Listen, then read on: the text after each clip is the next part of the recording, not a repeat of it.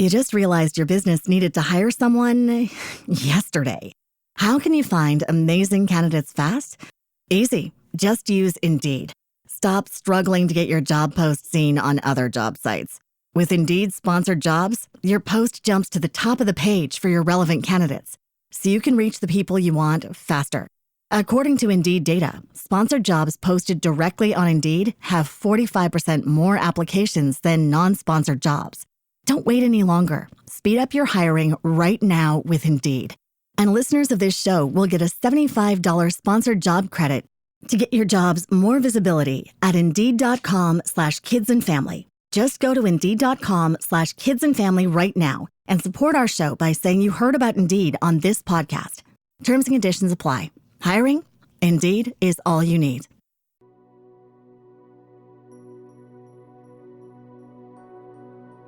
Welcome to the Soulcery Podcast, your sacred space to delve into spiritual tools, topics, and practices that will illuminate your path of soul remembering and healing.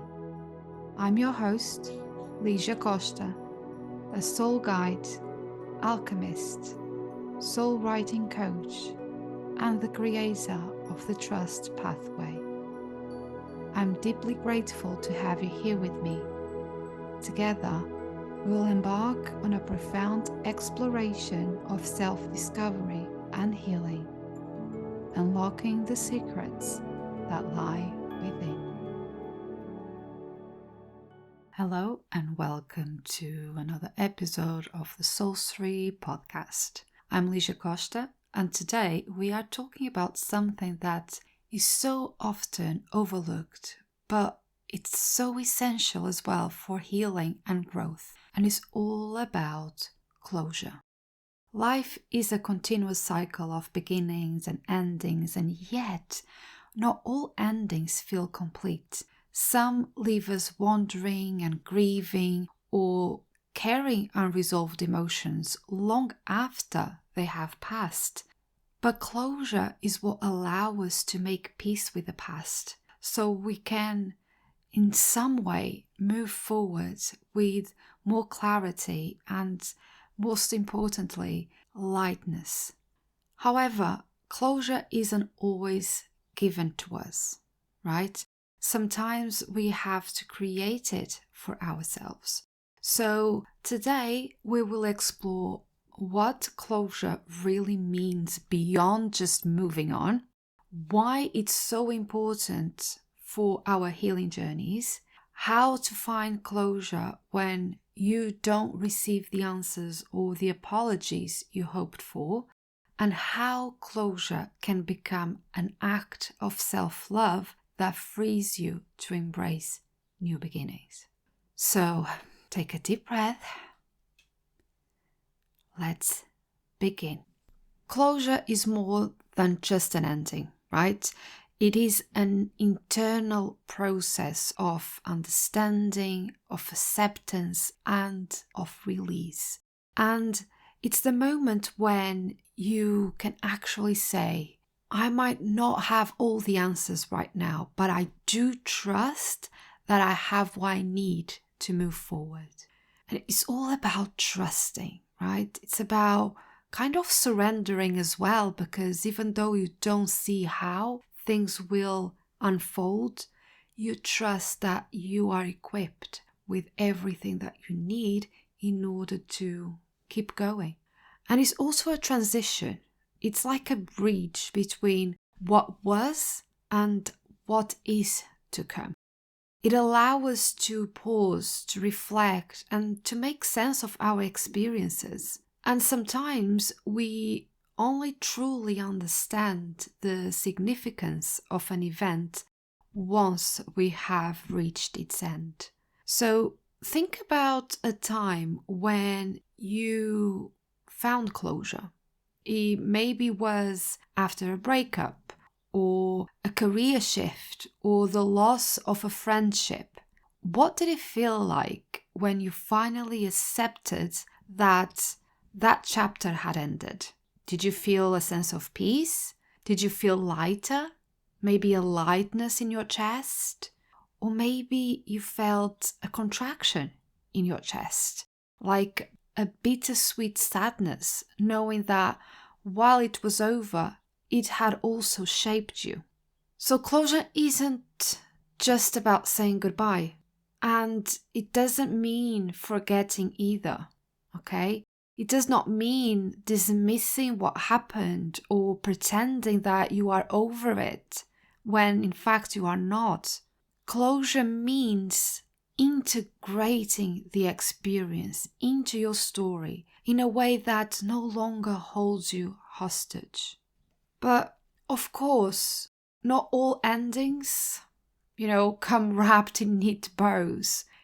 Some endings leave us with questions, with unresolved emotions, or wounds that still ache very deeply. And when we don't receive the closure that we desire, that we expect, we can find ourselves feeling stuck, reliving old memories, holding on to resentment and pain or guilt, staying emotionally connected to people or to situations that are no longer part of our journey, and struggling to fully step into the next phase of our lives. Wondering about the what ifs, which is like the worst thing, isn't it? When we don't know, when we wonder, what if I didn't make that choice? What if things were different? And if this resonates with you, know that you're not alone. We all experience this. I have definitely been experiencing this after the loss of my dad. And obviously, as I shared previously on the podcast, he was killed in a car accident, and we are still waiting for justice to be made. And having yet to receive that, that justice, which would be, the person that killed him being punished. I don't like the word punished, but yeah, pay a fine, or, not being able to drive, lose their driving license because obviously they are not apt enough to be driving, some sort of thing that acknowledges that a life was lost that day. And it mattered. It mattered to us, his family. And I still feel a lot of anger. I do. Am I holding on to anger? I'm not sure if I'm holding on, but definitely it's here. And I feel it. There are moments I really feel it. And the grief is stronger because of that. And so, yeah, if you too feel that way with some sort of situation in your life, know that you're not alone, because as human beings, we crave resolution. That's what we want, a resolution, a fair resolution. But sometimes closure isn't about finding all the answers. And oh God, I've been navigating this myself. It's about trying to make peace with the fact that some things are meant to remain open-ended or not come as fast as we would like. So closure allows us for healing, allows us for transformation. It gives us permission to release what is no longer aligned with our highest good. It gives us permission to honor our emotional needs without waiting for validation from someone else. And it also gives us permission to free ourselves from the weight of unresolved emotions. And this can be a struggle. As I mentioned, I'm navigating this. It's not easy. There are situations that are maybe easier, I don't know, than others. I find in my story, losing a parent over someone that was not a careful driver, and we are still waiting 3 years on for the resolution. I find it hard, not gonna lie, to free myself from the weight of these unresolved emotions and releasing the anger that I know is not who I am, but it's how I feel. It's part of the grieving process, and in this situation is heightened because the resolution hasn't come yet. But it's about honoring those emotions, because if we allow ourselves, or if we give ourselves permission to find some sort of closure every day, we are basically honoring how we feel, but trusting that we have what we need to carry on. And that's the choice I've been doing every day. Some days are harder than others, but when I feel that anger coming through, when I feel I can't take it anymore, when I feel the stabs of grief in a way that I can't even breathe, I remember that my emotions are valid. I choose to honor those emotions by feeling them, not dismissing them, not ignoring them, not rejecting them, not feeling guilty or ashamed for feeling the way I do. I just honor myself and what I need at that moment. And then after I release that, most times by crying, then I know that no matter what, I have what it takes to carry on. Even though he's not here physically, he's very much here in his presence. And no one can take that away from me. No one. So think about a moment in your life where you struggled to find closure. What did that feel like in your body? Did it feel heavy? Did it feel confusing? Did you keep searching for answers that never came? What emotions came through? Was it anger, like in my case? Was it sadness? Was it frustration because you feel you weren't heard, validated, understood, perhaps?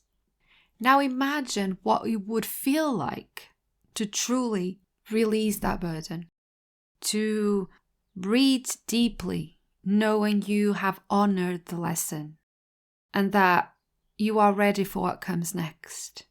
Because the real question becomes, how can we create our own closure, right?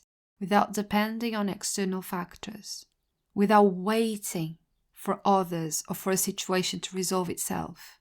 How can we create our own closure and choose it every moment of every day? Because there are times where closure comes naturally, where a conversation happens, an apology is given, or a situation resolves itself over time. But more often than not, closure is something that we must create for ourselves if we want to not live stuck and sad and frustrated every day. If we want to create some sort of freedom and happiness in our lives, even though the closure is not there, even though the resolution is not there. So if you're struggling with an unresolved ending, there are a few ways that you can consciously try to find closure within yourself. So the first one is the power of acceptance. And as humans, as I mentioned before, we crave a resolution, and sometimes we wait for that resolution to come in a form of an explanation, an apology, a final conversation. But real closure comes when we actually accept that we might never receive these things and that we can still heal without them. And again, it's not easy, and I'm saying this and thinking about my own situation, trying to accept that I might never receive the resolution that I crave with this situation, and trusting that I can still heal without that resolution. And I do understand that it's not always easy to accept.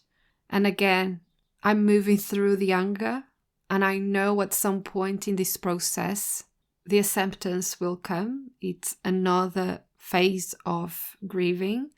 But if we think that acceptance is not about agreeing with what happened, but more to do with recognizing that we're no longer willing to carry the weight of it, it helps.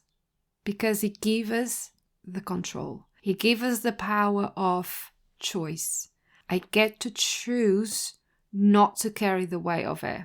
Even though we want the resolution, even though things didn't resolve in any way, not accepting the situation itself, but accepting that it's my choice to carry on living without carrying the weight of it, and that I can still heal.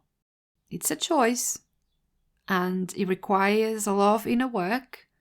And at some point, if we kind of go back and feel anger again and not able to accept, is also valid. But it is a process, okay? Another way is finding meaning in the experience. And for that, you can ask yourself, what did this situation teach me about myself, about the world around me, about the people that I am connected with? What is the lesson in here? How has this experience shaped the person that I'm becoming? And what do I need to release in order to move forward? Because, again, similar to accepting, finding meaning does not mean justifying the pain, accepting the pain, justifying it. It means choosing to extract the wisdom from it rather than allowing that experience to define who you are. And I find this very powerful because every situation in our lives has a lesson, has a meaning. Difficult situations have a lot of lessons. And all these lessons have the aim for our personal growth. In one way or another, it will shape us. Obviously, it's our choice as human beings, we have free will. It's our choice if that new shape will be a shape of growth and evolution, or the other spectrum, right? Taken to the other extreme and, in extreme cases, killing and committing acts of crime and so on. So again, it's our choice in a way. So it helps to think about the lessons and how that experience shaped us. Again, going back to my own example, to my own story, it did. Losing a parent the way I did, it did shape me. I'm no longer the person I was. I can't be. And there were a lot of changes that came from it. Boundaries that I need to put in place to protect my mental health, to protect my heart, things that are no longer available for, things that I took as granted and that I now prioritize in my life. I became very ill physically, not only emotionally, but also physically. And after 3 years, I made the choice to start healing my physical body as well. So there are lessons. Sometimes it takes longer for us to understand what those lessons are, but asking ourselves these questions can help to understand it a bit more.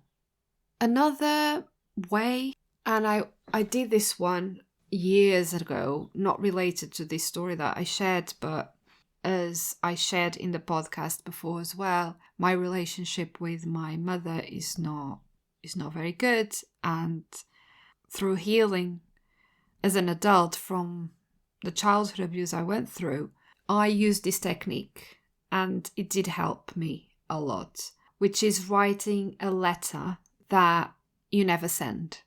The intent here is not to send the person the letter, but is to take time to write to the person that hurt you, or the place or the situation that's still painful and that you need closure, and to pour your heart onto the page and say everything you wish you could have said, everything that you were not able to say, either because the openness was not there to hear what you had to say, or because there was no understanding, and so you felt like your words were not reaching the person or the situation, or you never had the courage to say anything at the time, because when we are in a very intense situation, we go into the fight, flight, or freeze response. And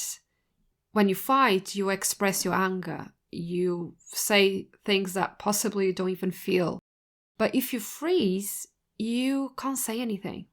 And then what happens is that after the situation has passed, you start thinking and ruminating and all the things that you could have said, but somehow it didn't come to your mind, or you wanted to speak and the words didn't come out.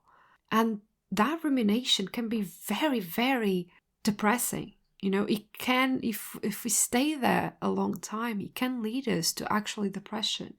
So writing a letter and pouring onto the page everything that you feel you couldn't say really helps. And then when you're ready, you burn the letter, or you throw it away, or you tear it up, or you release it into water. You don't send it to anyone. It's just so you give yourself the opportunity and the permission to speak up, to speak your truth, and then you release it. And what this symbolic act helps us do is helps the subconscious mind recognize the ending and to make space for something new. And it does help. I did this as part of an inner child exercise whilst I was healing from childhood abuse, and it did help me a lot to find that closure. Another thing that you can do is actually do a physical release, because we know that emotions linger in the body, right? We know that we feel the emotions in our body. We might not be paying attention, but the emotional weight is there. And a simple way to create closure is through movement.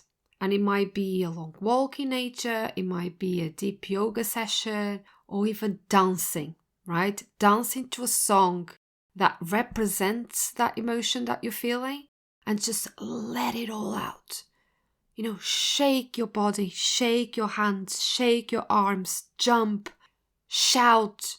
Just let your body process what words cannot.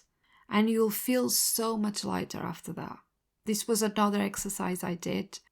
I did a workshop last year, I think November, with Rebecca Campbell, and we did this exercise, and it was so amazing. Everyone was feeling so much more energized actually after releasing our emotions through dancing. It was really, really good. And another one is the energetic cord cutting. For instance, if you feel emotionally tied to someone or something from your past, visualization can help in some ways. So by closing your eyes and imagining a golden cord connecting you to that person or that situation, and then when you're ready, you visualize yourself gently cutting the cord. That will release forgiveness as you do it and release the negative emotions associated with it. It's important to remember that energetic cord cutting doesn't cut love. And this is very important. This was another exercise I did as part of the inner child healing. And obviously, I visualized a cord between me and my mother. And it was really important to understand that what I was cutting was not the love that I feel or even the love that she has for me. She has a way of loving that is not the way that meets my needs or met my needs as a child, but energetic cutting doesn't cut the cords of love.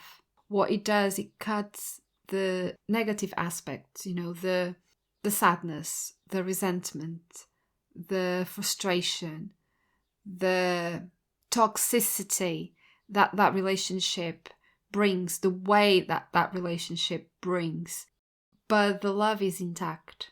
And once I was told that, it really, really helped as well, because you don't feel like you're cutting that person or that situation from your life forever. As in, everything that you went through that actually was not bad, that will be, cut from your life, because the love is there. Love will always remain. It's just energetic cutting the toxicity and the negativity that, it's connected between us and that person or situation, and allows for forgiveness. Forgiveness to ourselves, most of all, and forgiveness to that person or situation. But it's also important to remember that closure is a process.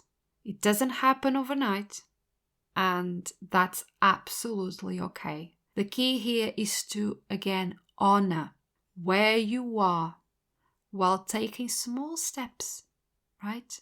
Small steps every moment of every day toward emotional freedom.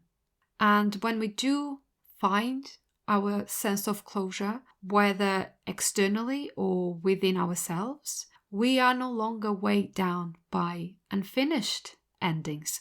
We give ourselves permission to move forward with lightness and intention. But again, it's not a one-time event. It's a long life journey. It's a process. It's about honoring.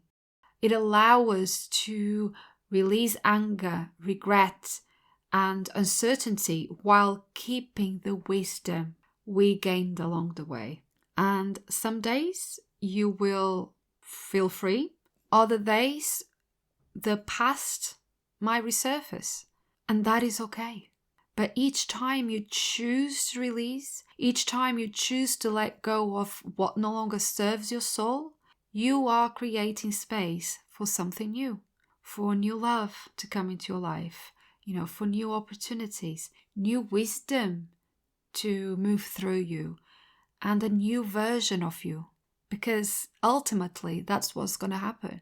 You are not going to be the same person. It will shape you in some way or another. And a new version of you will come through. And it helps us to acknowledge that a shift has taken place. That we are now different because of what we have lived through.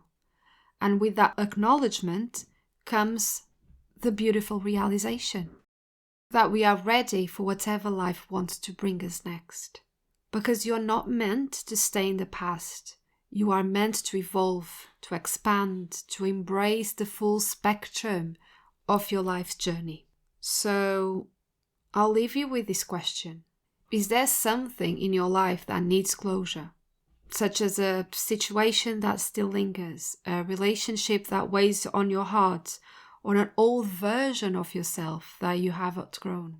And if so, take a moment today to reflect, to honor, to release. And when you do, notice how your soul breathes a little easier. Okay? Before I love you and leave you, I'll pull a card from my Trust Journaling deck. And the card that I pulled is from the Thrive Suite. And the soul inquiry is, what is the gap between here, what I have, what I am, and there, what I want? What is the gap between here, what I have, what I am, and there, what I want? And the affirmation is, I have everything I need within. How on point is this with our episode today? It's basically what we said in the beginning, trusting that we have everything within to move forward. I hope today's episode has given you something to reflect on. And if there is something in your life that still feels unfinished, I encourage you to take one small step toward closure today.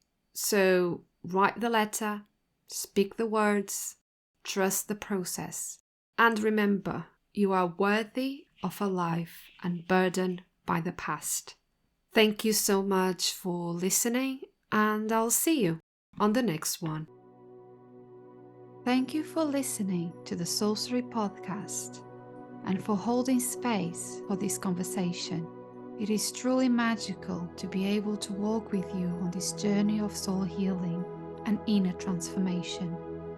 If you resonated with this episode and found it valuable, I would be grateful if you could leave a review on iTunes. Your feedback helps me reach more souls searching for guidance and healing. For more guidance and soul wisdom to support soul awakening women through the journey of alchemy, please visit my website www.lisiacosta.co.uk. Love and healing to all. See you on the next one.